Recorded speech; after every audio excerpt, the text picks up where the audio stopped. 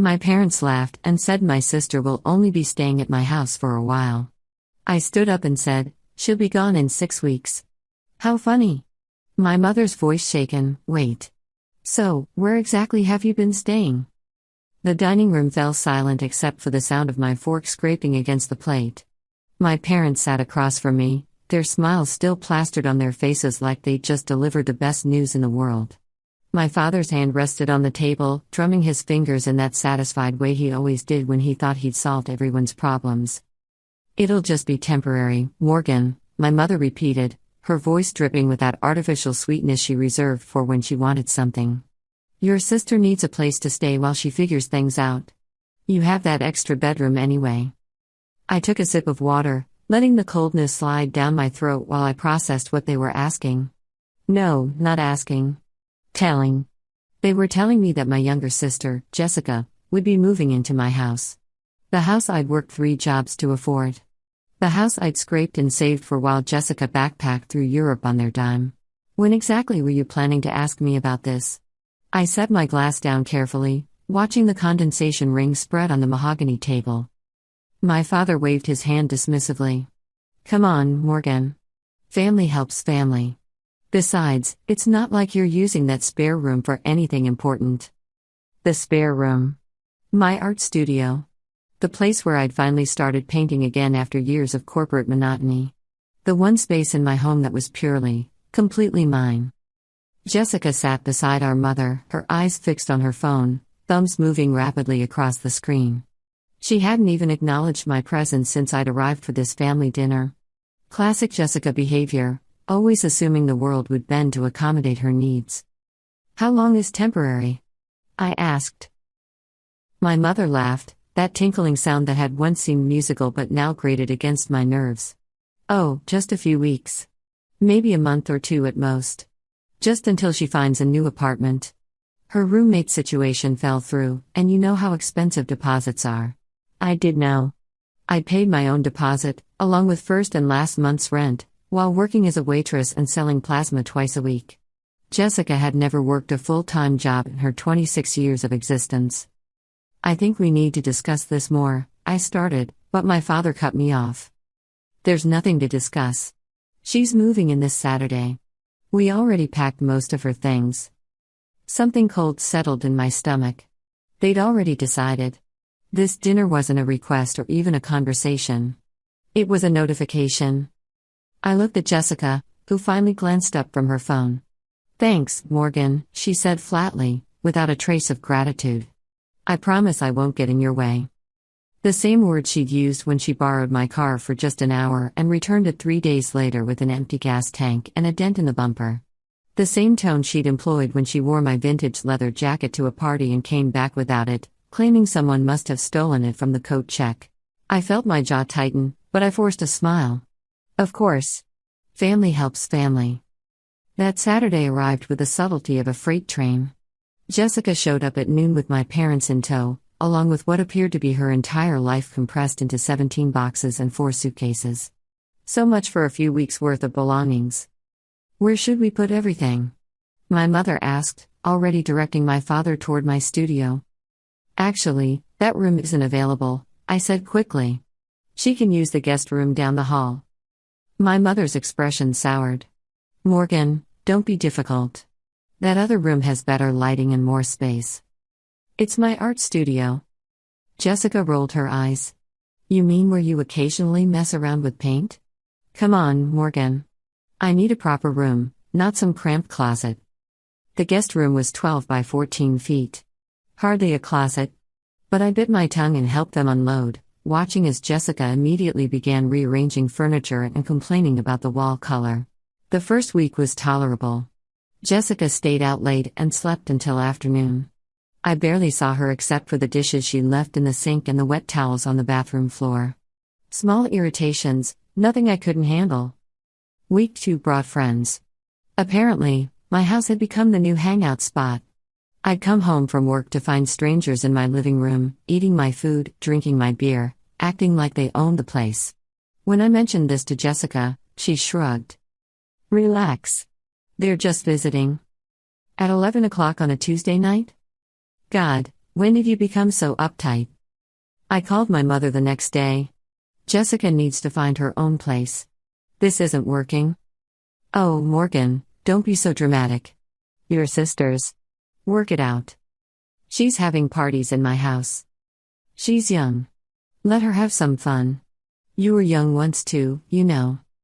Yes, I was young once. Young and working 2 jobs while attending community college because my parents had spent their savings on Jessica's private school tuition. Young and watching my sister get a new car for her 16th birthday while I drove a 15-year-old sedan that broke down twice a month. Week 3, Jessica asked to borrow money. Just $200 for expenses. She'd pay me back as soon as she got her next freelance check. I'd heard that before, but I transferred the money anyway because saying no to Jessica had never been an option in our family. By week 4, I'd found her smoking in my house despite my explicit no-smoking rule. The guest room reeked of cigarettes and something else I didn't want to identify. When I confronted her, she called me a control freak. Maybe if you weren't so obsessed with rules, people would actually want to be around you, she snapped. I stood in the doorway of what was supposed to be a temporary situation, feeling something inside me shift. Not anger exactly. Something colder, more calculating. Week 5 brought the final straw. I came home early from work, feeling ill, only to find Jessica and her boyfriend in my bed. My bed. The boyfriend scrambled for his clothes while Jessica lounged under my sheets, completely unbothered. Your bed's bigger, she explained, as if that justified everything.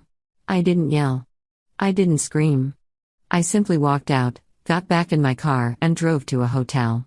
That night, lying in a generic hotel room that cost me $150, I made a plan. The next morning, I called my landlord.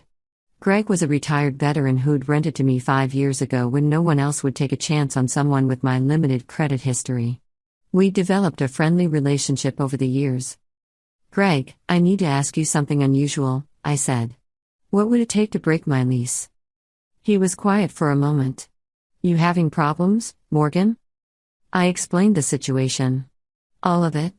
The unauthorized occupant, the parties, the damage I was certain was being done to his property. You know what? I've been thinking about selling that property anyway. My daughter lives in Phoenix now, and I'm considering joining her. If you want it out of your lease, I wouldn't fight you on it. But I'd need the place cleared out within 6 weeks for the new owners. 6 weeks. The number felt significant. What if I didn't tell my current house guest about this? I asked carefully. Greg was silent for a long moment. You know, Morgan, sometimes people need to learn lessons the hard way.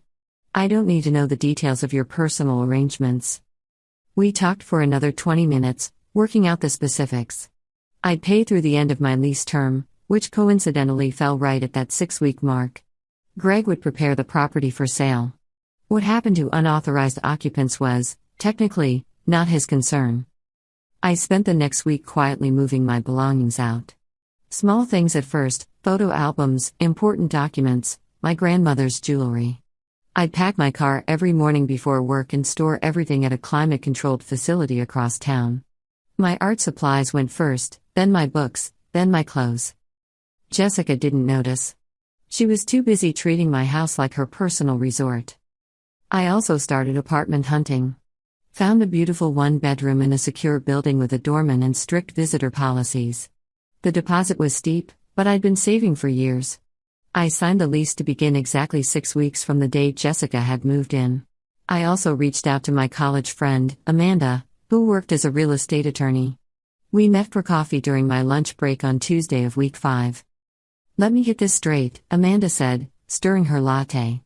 Your parents voluntarily moved your sister into your rental property without consulting you first? That's the summary, yes. She shook her head. And she's not on the lease? Definitely not. Morgan, you know this puts you in violation of your lease agreement, right? Most rental contracts have clauses about unauthorized long-term guests. I'm aware. That's actually part of why I'm moving.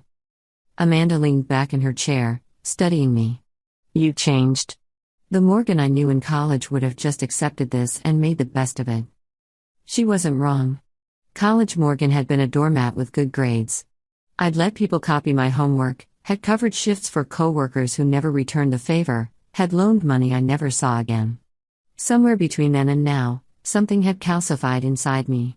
People can only walk over you if you lie down first, I said. That's dark. I like it.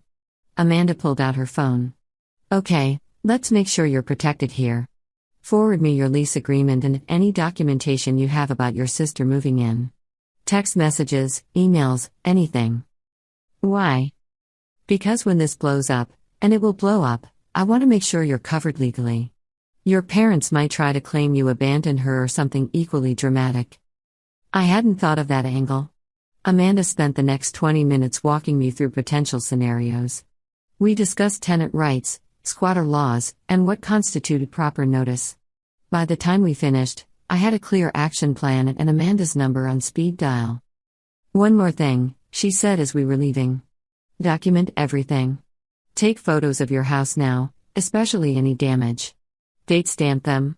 If your sister tries to claim you destroyed her property or did something illegal, you'll have proof of the condition you left things in. That evening, I walked through my house with my phone, methodically photographing every room from multiple angles. The cigarette burns on the guest room windowsill. The stain on the carpet where Jessica had spilled red wine and never cleaned it up. The crack in my coffee table that had mysteriously appeared during one of her parties. Jessica came home around 9, accompanied by 2 friends I'd never met. They headed straight for the kitchen, raiding my refrigerator without asking. Hey Morgan, one of them called out. You got any more of that good cheese? The brie? I'd bought that brie for myself as a small luxury after a particularly grueling week at work. $15 for a small wheel, which felt extravagant but necessary. Now it was gone, probably devoured during one of Jessica's impromptu gatherings. It's gone, I said flatly. Bummer. Jessica said you usually keep the good stuff stocked. I looked at my sister, who was pouring my wine into 3 glasses. My wine? The bottle I'd been saving for a special occasion. Jessica, can I talk to you for a minute? She rolled her eyes but followed me into the hallway. What? Stop giving away my food and drinking my alcohol. God, you're so possessive. It's just food. That I paid for. With my money. For myself. You make way more than me. You can afford it. There it was. The core assumption that had governed our entire relationship. I had more, therefore I should share. Never mind that I'd earned what I had through years of sacrifice. Never mind that Jessica could work full-time if she wanted to. In her mind, my resources were communal property. Get out, I said quietly. Jessica's eyes widened. What? Get your friends and get out of my house. Now. You're being ridiculous. I'm being serious. Out. Now. She stared at me for a long moment, then laughed. You're not actually going to kick us out. Where's this even coming from? I pulled out my phone and opened my banking app, turning the screen toward her. See this? This is my account balance. Notice how it says Morgan Reeves at the top? Not Morgan and Jessica Reeves. Just Morgan. This is my money, in my account, that pays for my house and my food and my wine. You don't contribute to any of it, so you don't get to decide how it's used. I can't believe you're being like this over some cheese and wine. It's not about the cheese and wine.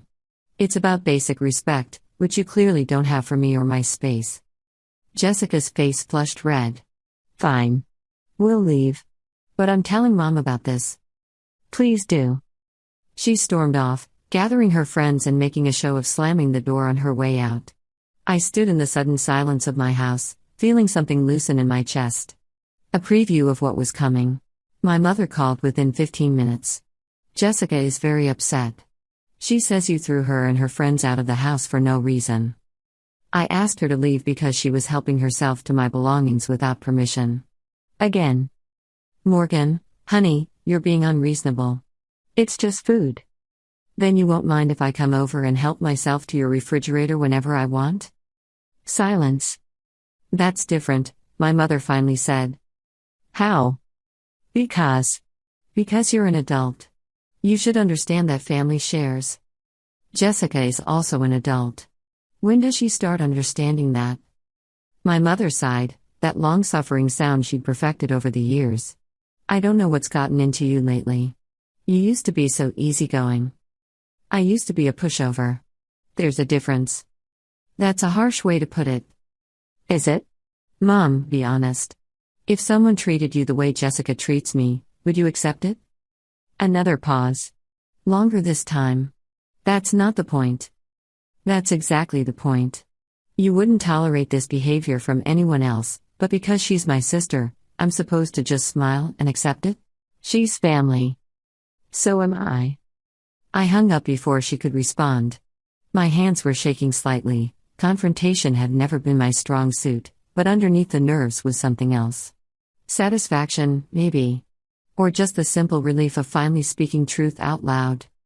During week 6, I arranged everything carefully. My furniture would go into storage the day before the new owners took possession. I'd already coordinated with a moving company. The only things I left in the house were the basics Jessica had been using: the guest room furniture, the kitchen table, some dishes. I also made a point of going through my belongings with surgical precision. Jessica had a habit of borrowing things and considering them hers. My favorite sweater had disappeared into her wardrobe. Several books had found their way to her room. Even my good headphones had mysteriously migrated. On Wednesday of that final week, while Jessica was out, I reclaimed everything. I checked her room methodically, finding not just my own items but things I thought were lost forever. A necklace my grandmother had given me. The vintage watch I'd received as a college graduation gift. A signed first edition book I'd saved up for months to purchase. She'd taken them. Just helped herself, like my belongings were a free store she could shop in whenever she pleased. I packed everything carefully, labeling boxes with detailed inventories. Amanda had suggested this, documentation of what was mine versus what I was leaving behind. If Jessica tried to claim I'd stolen from her, I'd have proof. Thursday evening, I sat down and wrote a letter. Not to Jessica, but to myself. A reminder of why I was doing this, in case I wavered at the last minute. Dear Morgan, I wrote. You are not being cruel. You are not being unreasonable. You are simply refusing to set yourself on fire to keep someone else warm. Remember the nights you went to bed hungry because you couldn't afford both dinner and textbooks? Remember how Jessica complained that her new car was the wrong shade of blue? Remember every time you needed help and heard figure it out while watching help flow freely to your sister? This isn't revenge. This is self-preservation. Don't apologize for it. I folded the letter and put it in my wallet, a talisman against guilt. Friday morning, I called in sick to work. I wasn't actually ill, but I needed the time for final preparations. The moving company would arrive Saturday morning, and I wanted everything ready. I also needed to handle one more detail. I drove to my parents' house while they were both at work. I still had a key from years ago, kept for emergencies. This felt like an emergency in its own way. In the garage, I found what I was looking for: boxes of my childhood belongings that my parents had stored when I moved out. School awards, art projects, photos, journals. Things I'd asked about several times but had been told there was no rush to pick up. I loaded everything into my car. These were my memories, my history. I wasn't leaving them behind to be forgotten or thrown away during one of my mother's periodic decluttering phases. In Jessica's old room, now converted to a home gym, complete with a Peloton and weight sets that probably cost more than my first car, I found more of my things. Books I'd loved as a teenager. A quilt I'd made in a high school home economics class. Even my old art supplies from before college. They'd put my belongings in storage to make room for Jessica's gym equipment. The symbolism wasn't lost on me. I took it all. Every piece of myself that had been deemed less important than accommodating my sister's needs. By the time I finished, my car was packed full, and my parents' garage looked noticeably emptier. I left a note on the kitchen counter, came by to pick up my stored items. Didn't want to bother you at work. Thanks for keeping them safe all these years. Morgan, professional. Courteous. Giving them no ammunition to claim I'd done something wrong. Back at my house, I unloaded everything and began the final sorting. What would go to my new apartment? What would go to storage? What I was leaving behind for Jessica to deal with. The kitchen table had been a hand-me-down from my parents anyway, they could have it back. The guest room furniture had come with the house, so it would stay. But everything I'd purchased with my own money? Gone. The coffee maker. The good knives. The standing mixer I'd saved for 3 months to buy. The Bluetooth speaker. The comfortable throw pillows. Even the toilet paper holder that I'd installed myself because the original was broken. I'd read somewhere that when you're leaving a situation, you should take everything you care about because you might not get another chance. I was taking that advice literally. That afternoon, I made one final stop, the bank. I withdrew cash, enough to cover any immediate expenses in case my parents tried to freeze accounts or pull some other manipulative move. Amanda said I was being paranoid, but I'd learned that when it came to my family, paranoia was just preparation.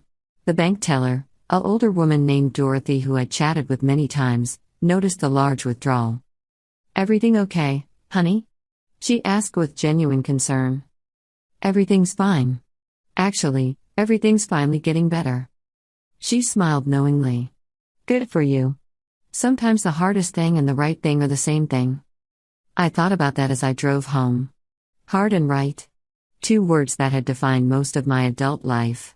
It had been hard to work multiple jobs while going to school. Hard to save money when everyone around me spent freely. Hard to maintain boundaries when my family treated them like suggestions. But it had been right. Right for me, right for my future, right for my sanity. Jessica was home when I arrived, lying on the couch with her laptop. She didn't look up when I came in. "Hey, so I'm having people over tomorrow night," she said, eyes still on her screen. "Just a heads up." I set my purse down carefully.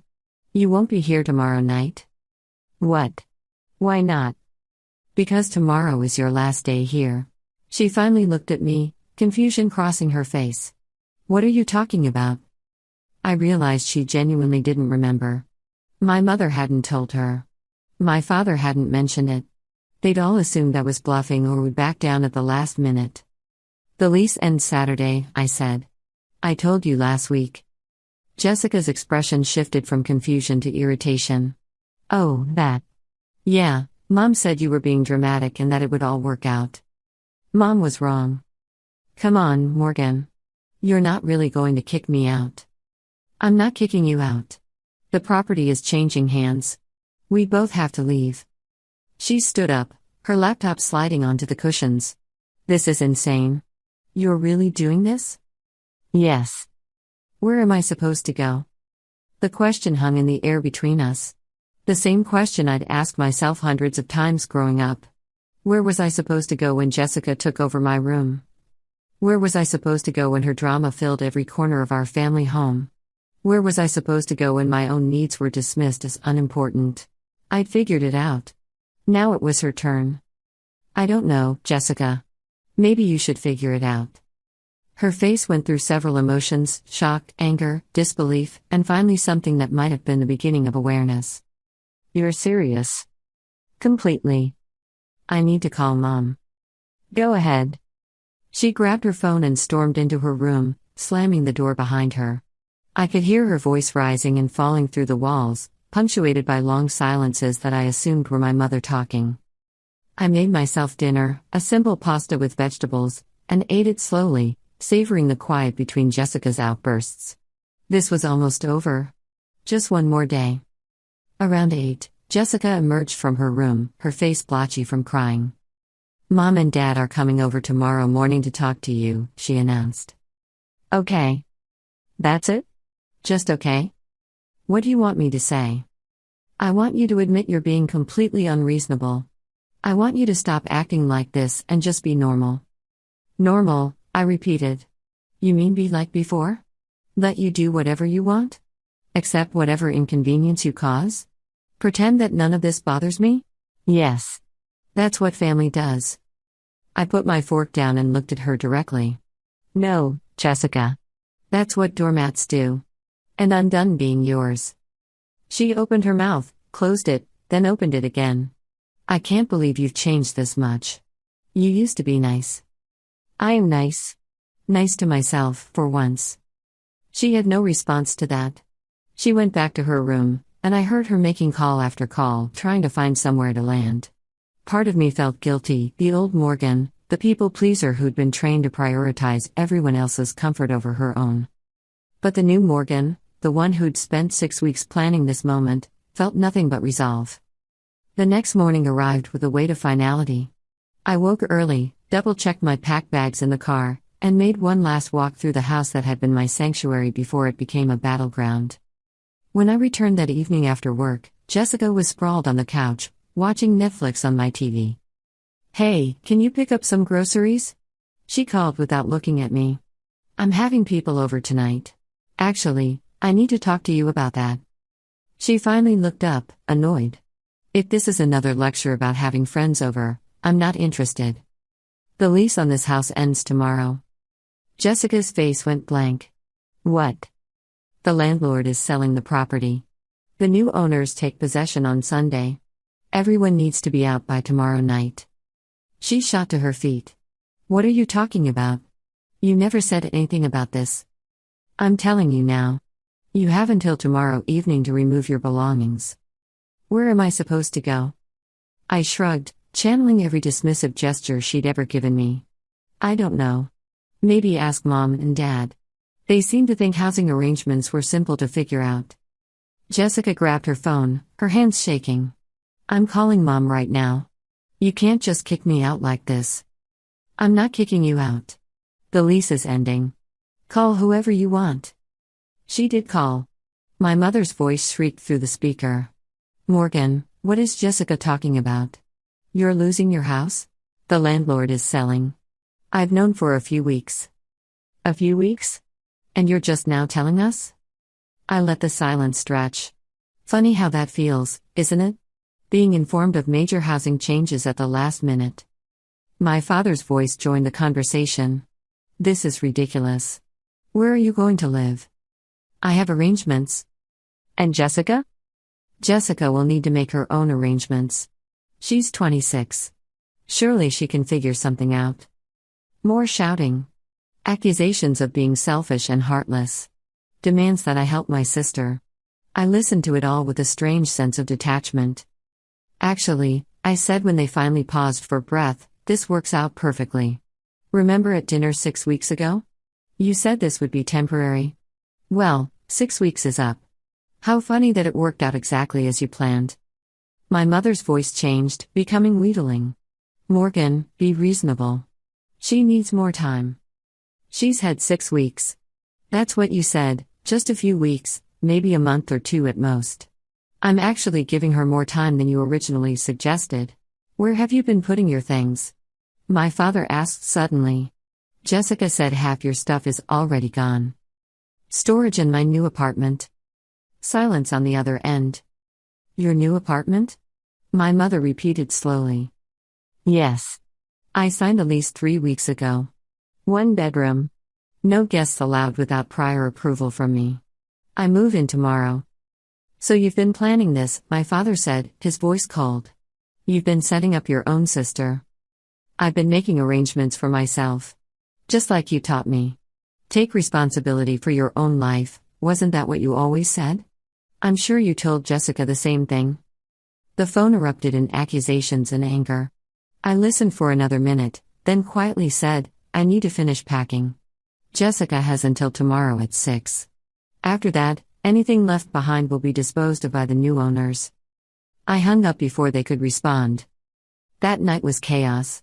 Jessica called every friend she had, begging for a place to crash. Most were conveniently unavailable or lived with roommates who'd already hit capacity. My parents couldn't take her because they'd converted her old room into a home gym, something they'd been planning for years and had finally executed 3 months ago. I watched it all unfold while carefully packing the last of my kitchen items. The movers arrived at 8 the next morning, efficiently removing my furniture while Jessica shouted on the phone in the background. My mother called again. "You can't do this. She's your sister." And yet, when I needed help putting myself through school, working myself to exhaustion, no one seemed concerned about sisterhood then. "That's different. We were helping Jessica." "Exactly. You were always helping Jessica. Well, now she can help herself." My father got on the line. "Where exactly have you been staying these past weeks while your stuff was moved?" The question I'd been waiting for. "Hotels, mostly. Sometimes I'd sleep in my car between work shifts to save money. Did what I had to do." My mother's voice cracked. You've been sleeping in your car? Morgan, why didn't you say something? Why didn't I say something? I repeated slowly. The same reason you didn't ask me before volunteering my home. The same reason nobody wondered if I was okay working 3 jobs at 19. The same reason no one noticed when Jessica wore my clothes, used my things, and treated my life like community property. Because in this family, Morgan just handles it. Morgan just figures it out. Well, I figured it out. This is cruel, my mother whispered. No, I said firmly. Cruel is dismissing someone's boundaries. Cruel is raising one child to believe she's entitled to whatever she wants while teaching the other that her needs don't matter. Cruel is laughing when someone expresses concern and then getting upset when they solve their own problems. Silence. Jessica will figure it out, I continued. She's smart, capable, and resourceful when she wants to be. You've always said so. Time for her to prove it. I ended the call and blocked their numbers. Just for a while. Just until the dust settled. By 6 o'clock Saturday evening, Jessica had managed to pack her things into her friends' cars. She found a short-term sublet through a coworker, though it meant she'd actually have to start working full-time to afford it. She stood at the door, her last box in hand, and looked at me with something I'd never seen before. Not hatred exactly. Understanding, maybe. Or the beginning of it. You really did this, she said. You really thought I wouldn't. She shifted the box in her arms. Mom and Dad are furious. They'll get over it. Or they won't. Either way, it's not my problem right now. Jessica bit her lip, and for a moment, she looked younger. Vulnerable. I didn't realize. I guess I never thought about what it was like for you. No, I agreed. You didn't. She nodded slowly and walked to the car where her friend was waiting. I watched them drive away, then locked the door to the empty house for the last time. Sunday morning, I woke up in my new apartment. Sunlight streamed through windows I'd picked myself, onto floors I'd chosen, in a space that was entirely, completely mine.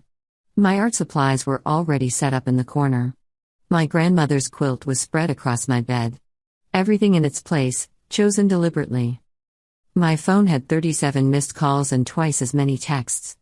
I ignored them all and made coffee in my new kitchen.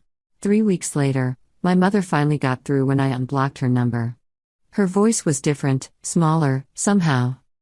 Your father and I have been talking, she began. About how we've handled things. How we've handled you. I stirred sugar into my tea and waited. We didn't realize how much we'd been taking advantage of you. How much we'd been enabling Jessica at your expense. Okay. That's it? Just okay? What do you want me to say, Mom?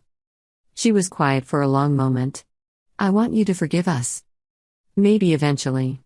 Right now, I'm working on forgiving myself. For what? For letting it go on so long. For thinking that being the responsible one meant accepting whatever got put on my plate. For believing that love meant making myself smaller so everyone else could be comfortable. My mother started crying. Soft, hiccuping sounds that might have made me relent before. Now, I just listened. Jessica got a full-time job, she finally said. At a marketing firm. She's doing well.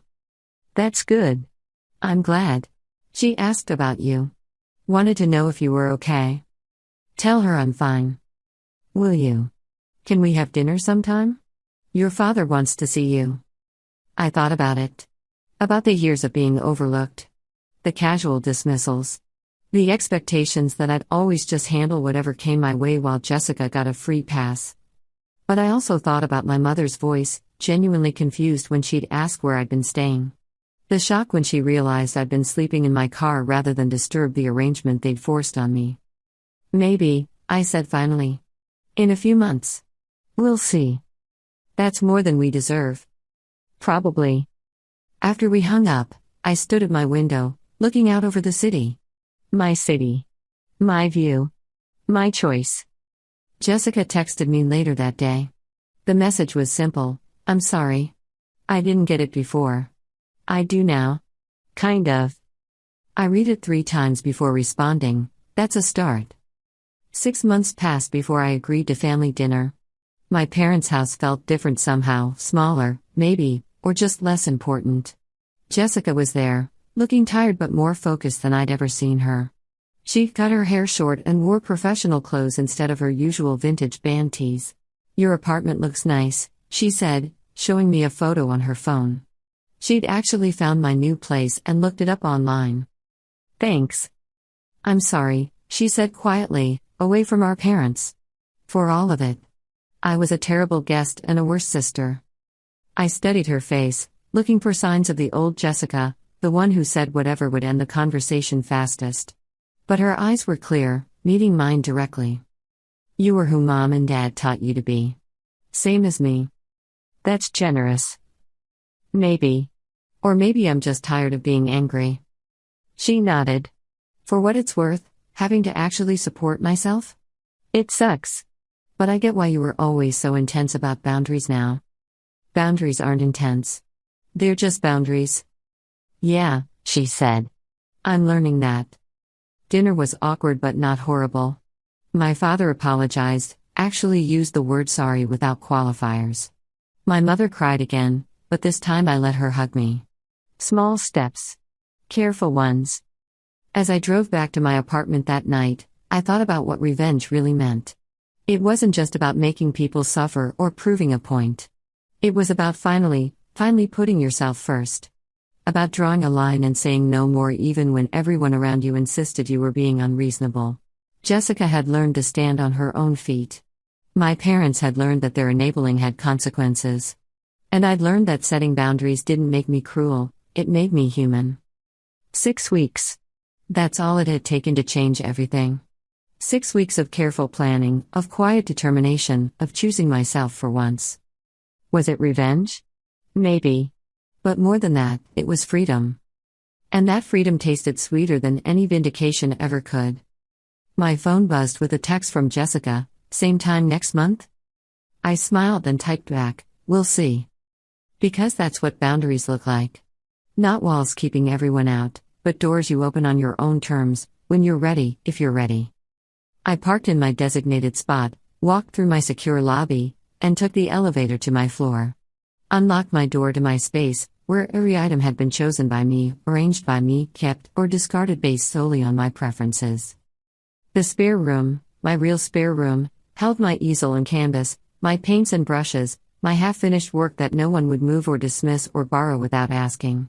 I changed into comfortable clothes, made myself dinner in my quiet kitchen, and settled onto my couch with a book I'd been wanting to read. No unexpected guests. No borrowed items never returned. No dismissive laughter about my concerns. Just peace. Just space. Just the life I'd built on my own terms. And if that made me the villain in someone else's story? Well, I could live with that.